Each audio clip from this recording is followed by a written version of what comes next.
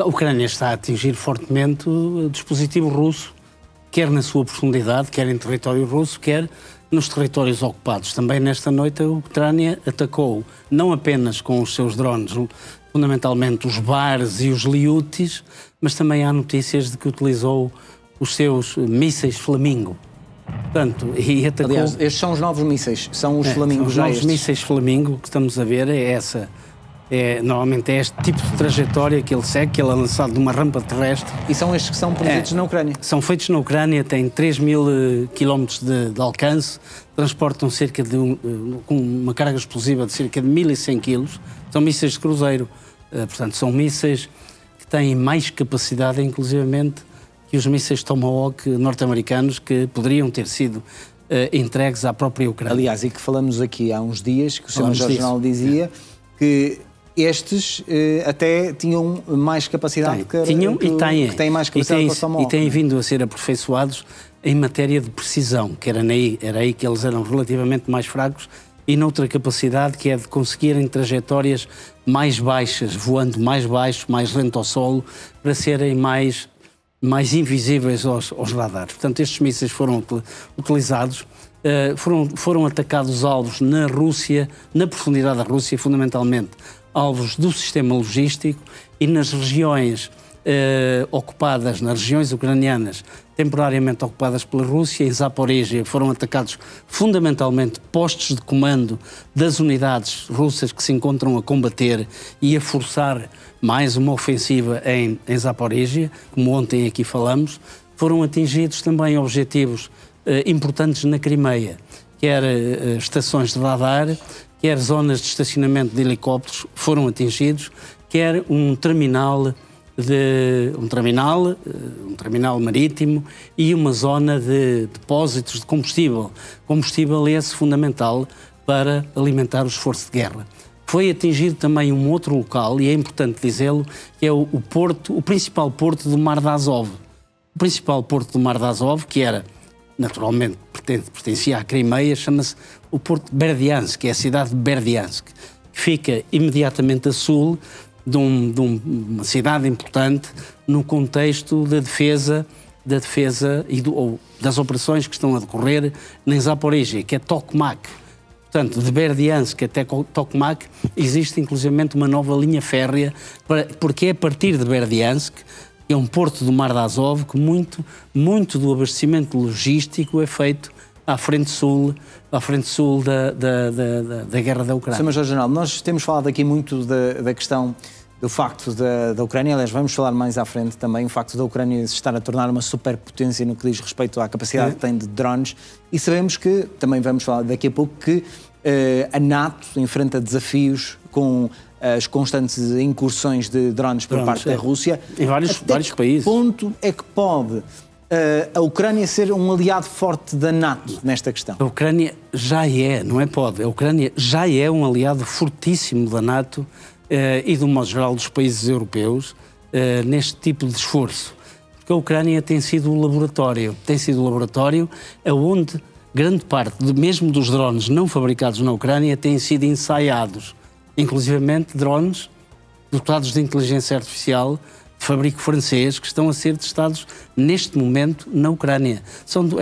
É uma coprodução entre uma empresa francesa e uma empresa ucraniana. A Ucrânia, para os seus telespectadores terem uma noção mais clara, a Ucrânia tem capacidade para fabricar hoje cerca de 4 milhões de drones. 4 milhões de drones, o que é uma quantidade extraordinária.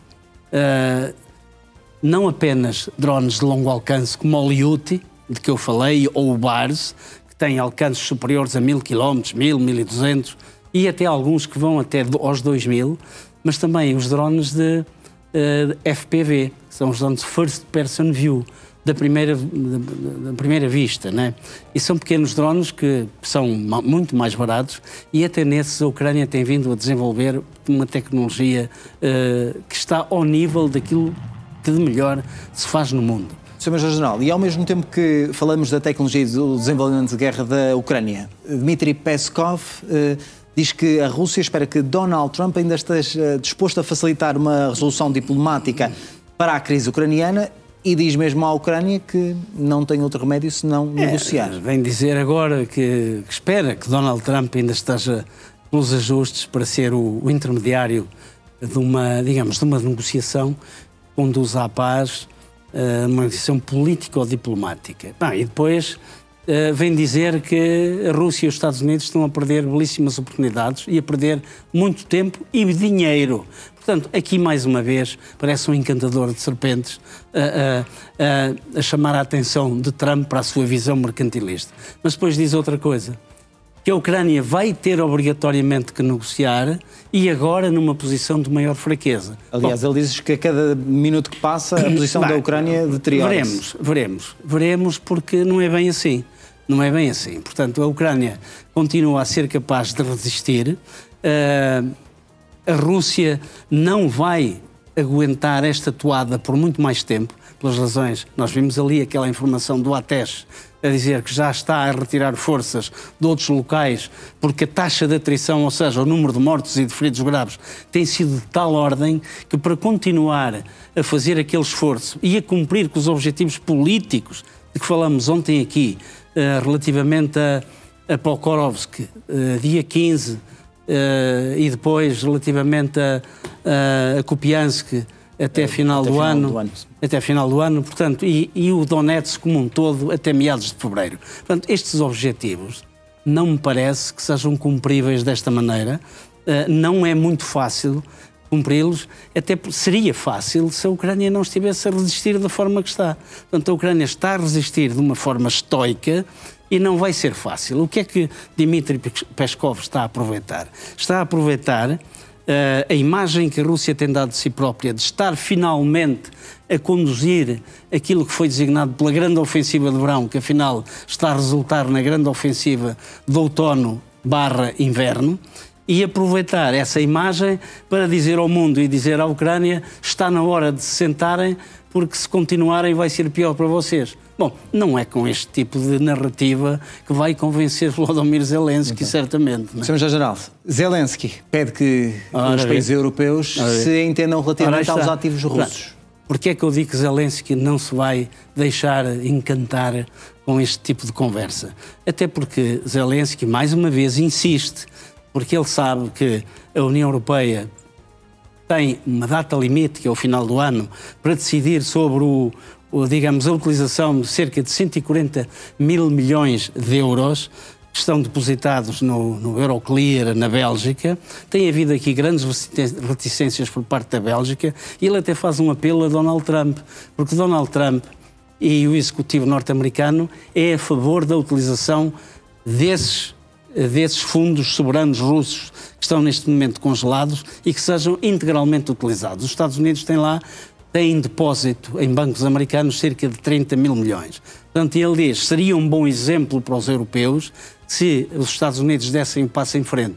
Portanto, porque diz Zelensky que para aguentar o esforço de guerra e o país a funcionar no próximo ano, ele insiste mais uma vez, precisa pelo menos de 120 mil milhões. Dinheiro. A Rússia, que estamos a falar de dinheiro, a Rússia que está a enfrentar, como sabemos, uma grave crise económica. Bem, está a começar a enfrentar uma verdadeira crise económica e as sanções que foram postas em marcha por Donald Trump estão a provocar exatamente o acelerar dessa mesma crise económica, porque já se vinha a fazer sentir. Aquilo que era o império do ouro negro pode estar a entrar mesmo em colapso. O ouro negro é o quê? É a exploração petrolífera, sendo que o ouro negro era a principal, digamos, era a espinha dorsal da economia de guerra da Rússia. Era a partir daí que a Rússia realiza o capital suficiente para alimentar esse esforço de guerra.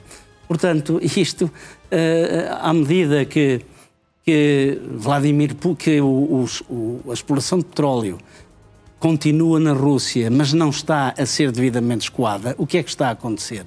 Está a acontecer que grande parte das os depósitos das ramas de petróleo estão completamente a abarrotar, os petroleiros, mesmo os da frota sombra, muitos deles estão parados à espera de poderem dirigir-se para algum lado, mas não têm tido essa liberdade. Portanto, o que é que acontece? A Rússia já foi obrigada a baixar terrivelmente o preço do petróleo, mas mesmo assim não consegue escoar. Tem petróleo a mais